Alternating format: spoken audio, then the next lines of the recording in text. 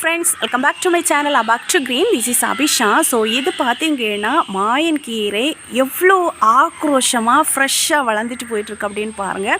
எவ்வளோ branches வருது அப்படினு பாருங்க. நார்மலி நம்ம பிளான் பண்ணி இந்த செடியை வளர்த்தோம் அப்படினா இந்த மாதிரி புஷ்ஷியா வந்து வரும். ஒரே செடி இருந்தாலே போதுங்க. நமக்கு வீட்டுக்கு தேவையான கீரைகள் டெய்லி கூட சாப்பிடலாம். அப்படி வந்து உங்களுக்கு வந்து கீரை கிடைக்கும். ஸோ இந்த கீரை பாத்தீங்கன்னா நிறைய பேருக்கு தெரியாது. ஸோ இதுதான் பார்த்தீங்கன்னா மாயன் கீரை. இந்த மாதிரி மரமாக வந்து வளரக்கூடியது. ஆனால் பார்த்தீங்கன்னா அந்த ஸ்டெம் வந்து ரொம்ப சாஃப்டாக இருக்கும். நீங்கள் எவ்வளோ பெருசான ஸ்டெம் கூட ஈஸியாக வந்து உடச்சி எடுத்துடலாம். ஸோ அவ்வளோ சாஃப்டாக இருக்கக்கூடியதான் இது. ஸோ எவ்வளோ ஹைட்டுக்கு வளர்ந்துட்டு இருக்கு பாருங்கள். ஸோ முதல்ல பார்த்தீங்கன்னா ஒரே கம்பு வச்சதான். ஸோ அந்த கம்பு வந்து ஹைட் ஆகுறதுக்குள்ளாடி நீங்கள் கட் பண்ணி விட்டீங்க அப்படின்னா அதுலேருந்தே நிறைய பிரான்ச்சஸ் வரும். ஸோ இந்த கீரை பார்த்தீங்கன்னா ரொம்ப மருத்துவ குணங்கள் மிக்கதான் இந்த கீரை.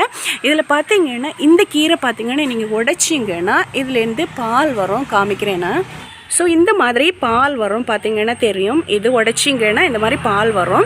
ஸோ பால் வர்றதுனால இந்த கீரையை வந்து நம்ம குக் பண்ணாமல் சாப்பிட முடியாது. மற்ற கீரையெல்லாம் நம்ம சாலட் மாதிரி எல்லாம் சாப்பிடலாம், பச்சையாக கூட நம்ம சாப்பிடலாம். ஆனால் இந்த கீரை வந்து பச்சையாக வந்து சாப்பிடக்கூடாது, சமைச்சு தான் வந்து சாப்பிடணும்.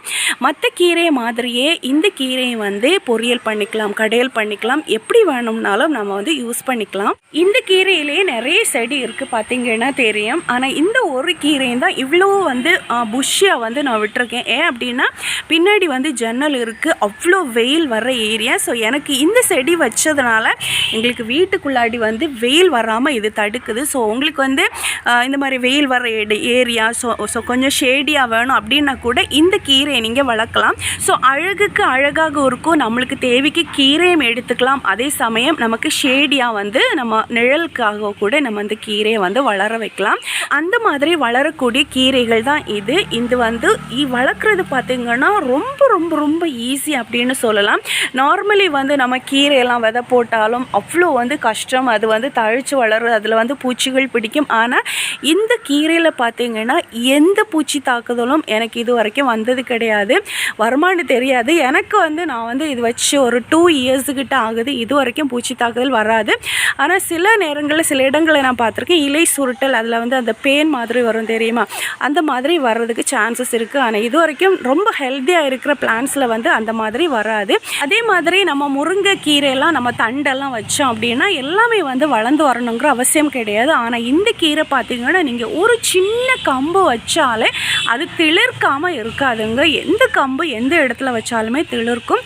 அதே மாதிரி இதுக்கு ஃபுல் வந்து சன்லைட்டு தான் வேணும் அப்படிங்கிற அவசியம் எல்லாம் கிடையாது. இந்த காலநிலையிலும் எங்கே வேணும்னாலும் வளரக்கூடிய கீரைகள் தான் இது. எங்கள் ஊரில் எல்லாம் பார்த்திங்கன்னா வேலிக்காக இந்த மாதிரி கீரையை வந்து வளர்த்து விடுவாங்க. ஸோ அந்த மாதிரி தெரிஞ்சதான் இந்த கீரை. பாருங்க, இந்த மாதிரி ஒரு குச்சி வச்சாலே போதும், அதுலேருந்து தளிர்கள் வந்து வர ஆரம்பிக்கும். ஸோ இது வளர்க்குற டைம் வந்து ஒரே ஸ்டெம்மாக வந்து போக விடாமல் சின்னதுலேயே வந்து நீங்கள் கட் பண்ணி விட்டுட்டீங்க அப்படின்னா இந்த மாதிரி அப்படியே புஷ்ஷாக வளரும். ஏன்னா ஒரே ஹைட்டில் போயிடுச்சுன்னா அது ஒடிஞ்சிடும். ஸோ இந்த மாதிரி கீழே இருந்தே பார்த்தீங்கன்னா இந்த மாதிரி நிறைய பிரான்ச்சஸ் வந்துன்னா இந்த மாதிரி பார்க்குறதுக்கும் வந்து அழகாக இருக்கும். ரொம்ப ஹைட்டுக்கு வந்து போகாது. நீங்கள் யூஸ் பண்ணுற டைம் பார்த்தீங்கன்னா இந்த ஸ்டெம்மை வந்து கட் பண்ணி யூஸ் பண்ணுங்கள். இந்த இலையை வந்து இந்த மாதிரி கிள்ளி தான் யூஸ் பண்ணாங்க. தண்டு போது யாரும் அவ்வளோ யூஸ் பண்ணுறது கிடையாது.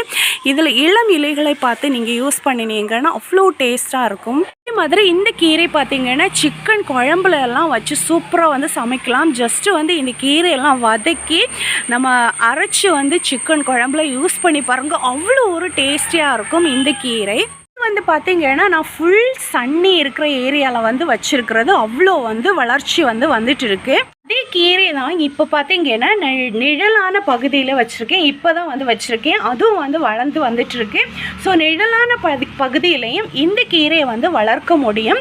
ஸோ நிழலான பகுதியில் எந்த செடியும் வளர்க்க முடியல அப்படிங்கிற கவலையும் வேணாம். எந்த நிழலான பகுதியிலையும் வளரக்கூடிய செடிகளில் ஒன்று தான் இது.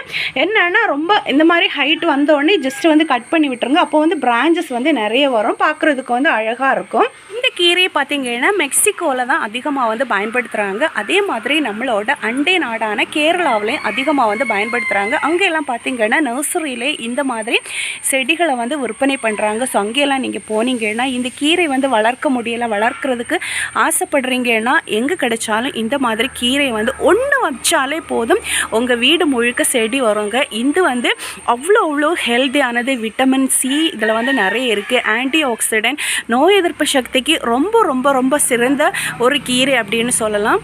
இதில் பீட்டா கரோட்டின், கால்சியம் அப்படிங்கிற சத்துக்கள் வந்து நிறைய இருக்குது. க்ரீன் டீ எல்லாம் காசு கொடுத்து வாங்கி க்ரீன் டீ குடிக்கிறோம். ஸோ அதுக்கு பதிலாக இந்த இலைகளை வந்து கொஞ்சம் ஒரு 5 இலையை பிச்சு போட்டு நீங்கள் சும்மா வந்து க்ரீன் டீ மாதிரி காய்ச்சி குடிங்க. அன்னைக்கு முழுக்க வந்து உங்களுக்கு உடல் சோர்வு இல்லாமல் நல்ல வந்து ஒரு எனர்ஜியை தரும். அதே மாதிரி கோழியெல்லாம் நீங்கள் வளர்த்துனீங்க அப்படின்னா கோழிகளுக்கு வந்து இது வந்து தீவனமாக கொடுக்கலாம். இதை வந்து சும்மா வந்து காய வச்சு பொடி பண்ணி கோழி தீவனங்களில் மிக்ஸ் பண்ணி கொடுக்கலாம். கோழிகள் வந்து நல்லாவே வந்து வளரும்.